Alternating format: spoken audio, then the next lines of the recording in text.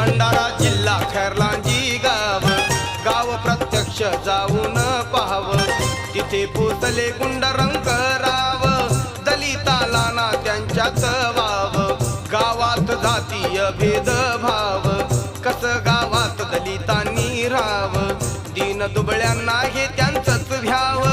गाव बोलेल तेच ऐकून घ्याव,